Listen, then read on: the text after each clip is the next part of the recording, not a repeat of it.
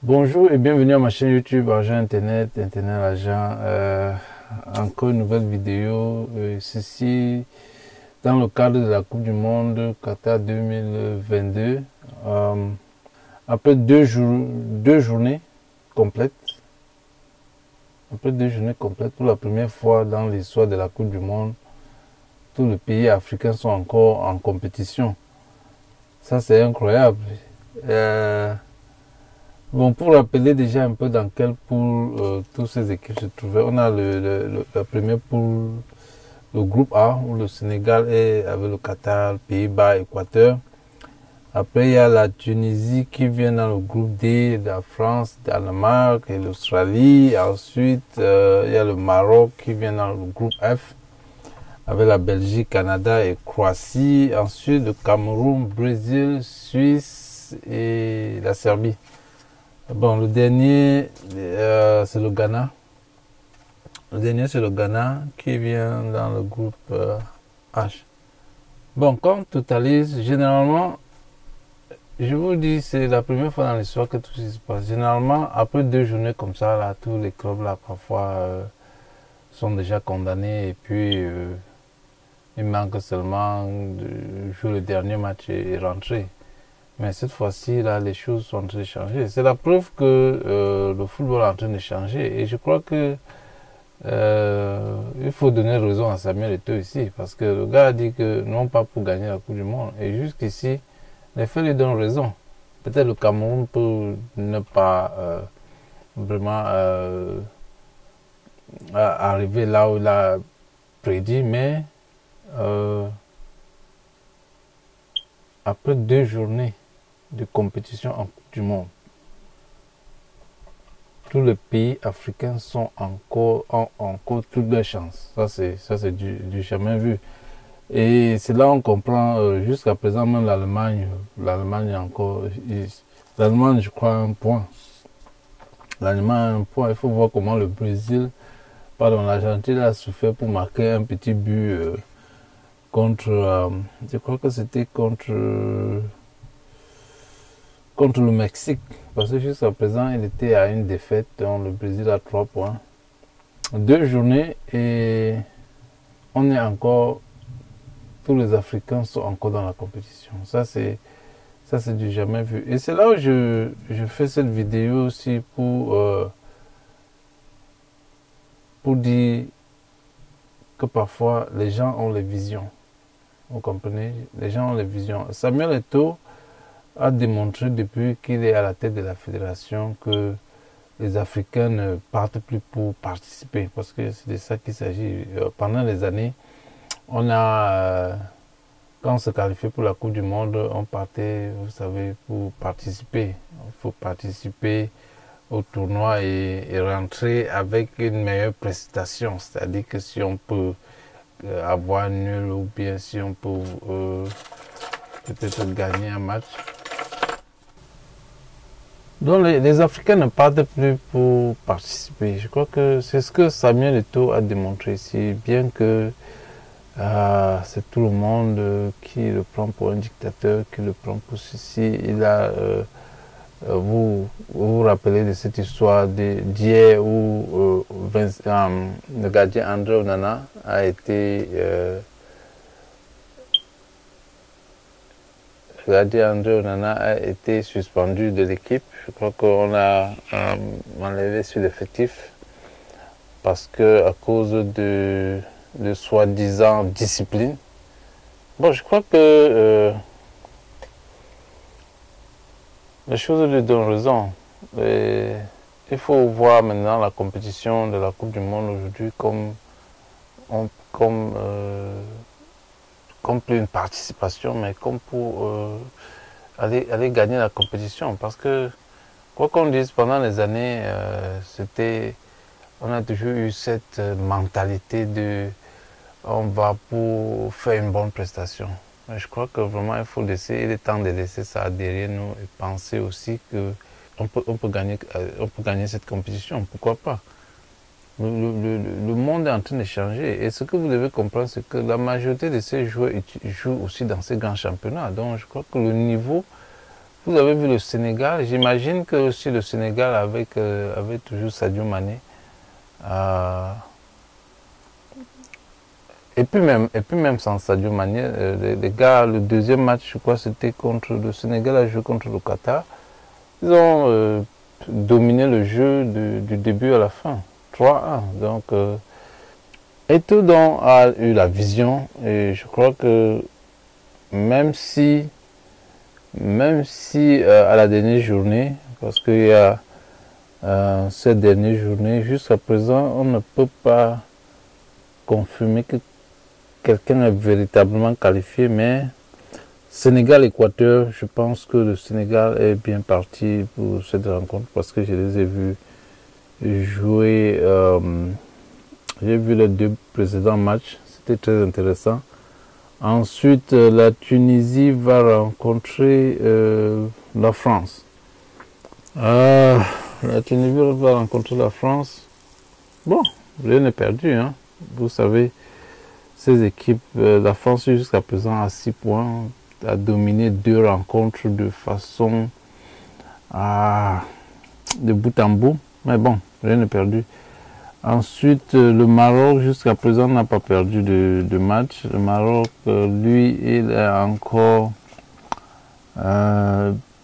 compte même fini, même premier de son groupe. Pourquoi pas? Le Maroc va rencontrer le Canada et si vous avez la chance de voir les 2 premiers matchs du Maroc, le Maroc passe nettement favori dans ce groupe F, dont très facilement, on peut dire que le Maroc sera premier du groupe F.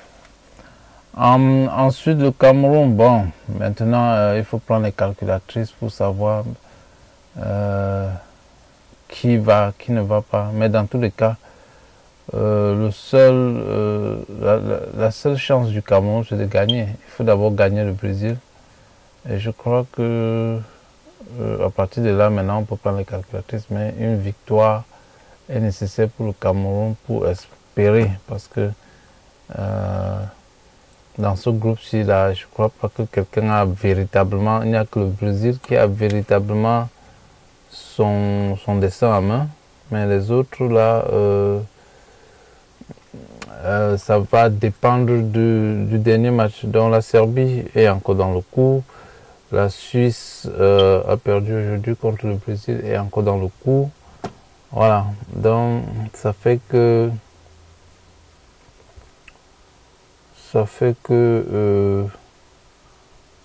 c'est encore une poule qui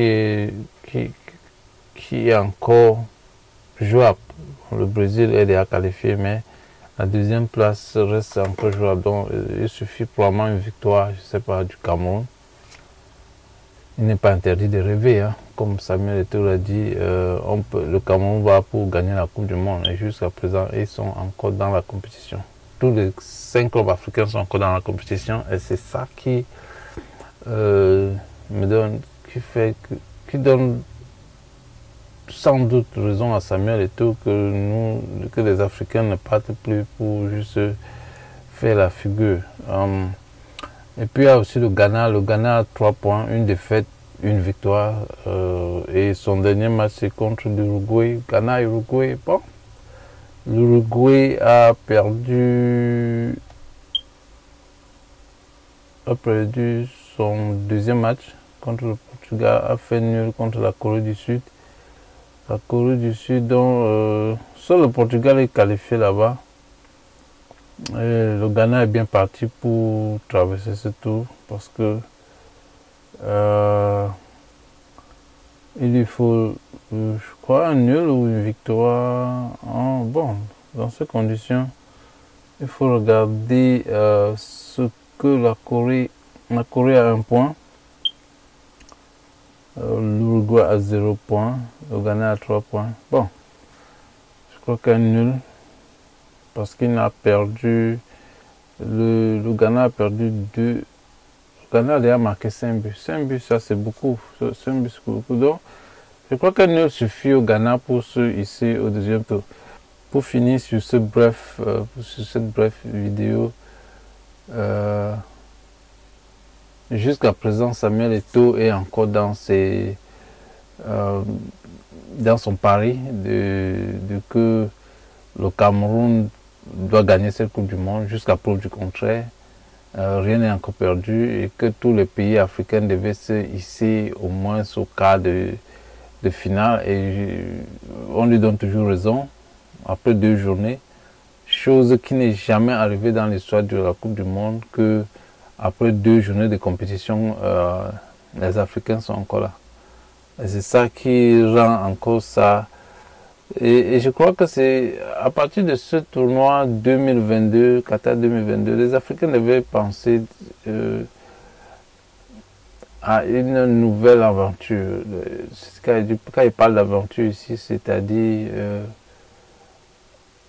à une nouvelle ère de football. Vous devez constater que la majorité des joueurs, par exemple, africains, qui évoluent en Europe, donc la majorité des joueurs africains évoluant en Europe jouent dans le même championnat que ces grands joueurs, parce que les grandes équipes comme le Real de Madrid, l'Inter de Milan, toutes ces équipes-là sont constituées des Africains. Et aujourd'hui, il y a ce qu'on appelle les binationaux. Déjà, même que dans cette Coupe du Monde, vous allez voir beaucoup de Camerounais sont en train de briller dans d'autres clubs, comme Mbappé. Tout le monde connaît Mbappé, il est du père camerounais. Et le gars est en train de faire mal. Il est probablement, je crois, déjà à 4 buts. À 4 buts marqués dans ce tournoi. Imaginez les gars comme ça qui... Le Cameroun a même perdu contre la Suisse. C'est un Camerounais qui a marqué.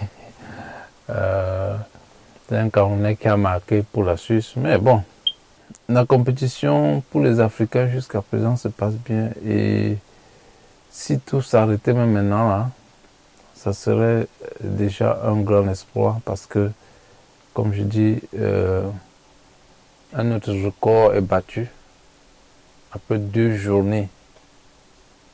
Après 2 journées de premier pool, aucune équipe camerounaise, aucune équipe africaine est déjà sortie de la compétition.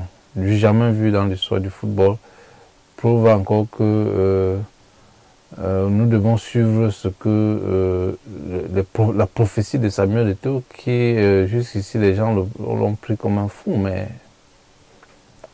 on voit beaucoup de choses en train de se passer. Le Maroc, il a prédit en finale et se porte très bien.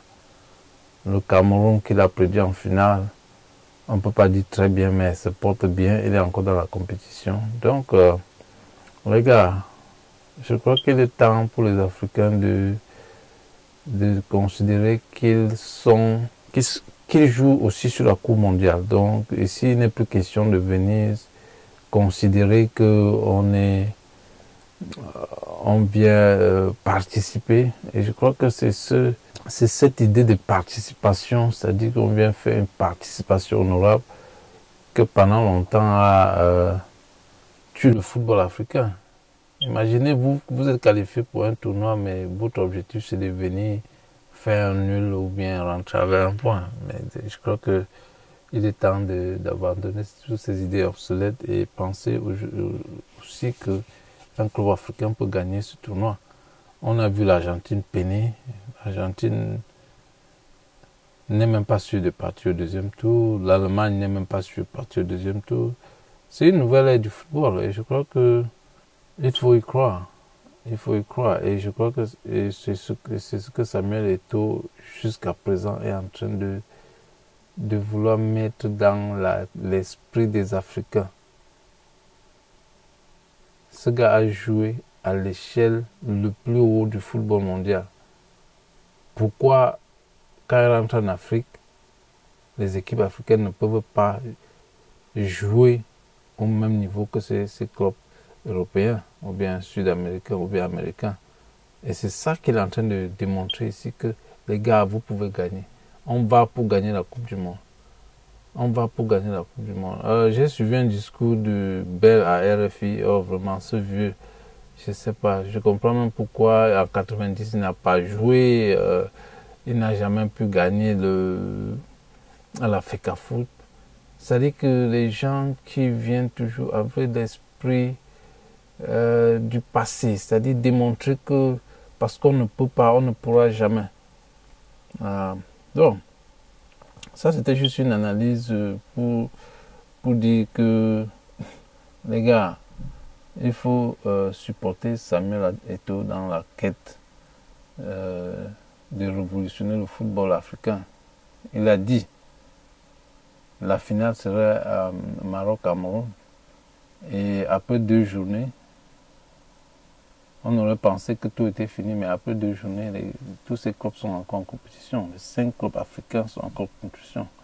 Et je dois dire que bravo, parce que là, chapeau à ces clubs africains, même si la dernière journée ne se passe pas comme prévu, ça serait à la guerre comme à la guerre, parce que beaucoup de choses sont passées et puis jusqu'à présent, les gars ont encore la tête haute. On a vu les Lions indomptables du Cameroun revenir à 3-1.